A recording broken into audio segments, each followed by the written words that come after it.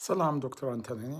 ትላንትና ከዩኤስ ኢትዮጵያ መጥቼ ዛሬ ቲክቶክ ላይ አንድ ሰው ዶክተር እድሜ ከ35 በላይ ነው፣ ሁልጊዜ ድካም ይሰማኛል፣ የስሜት መለዋወጥ አለብኝ፣ የሰውነት ቅርጽም እየተበላሸ ነው፣ ይህ የእርጅና ምልክት ነው ወይስ የሆርሞን መዛባት ብሎ ጠየቀኝ።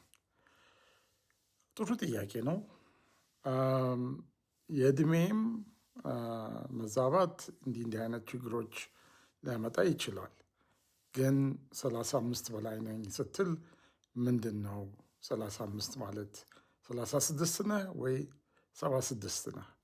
እሱ ላይ ነው እንግዲህ ዋናው ጥያቄ።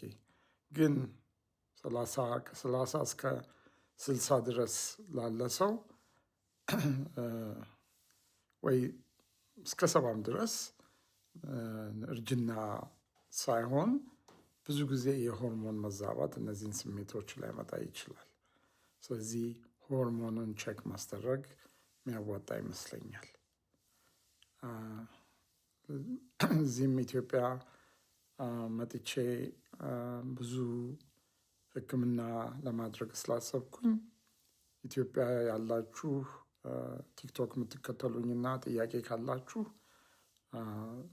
በቲክታክም ሆነ በውን መታችሁ ልታዩኝ ትችላላችሁ። ክሊኒኬ አዋሬ ዚኒያ ኤስቴቲክስ አዲስ አበባ ነው።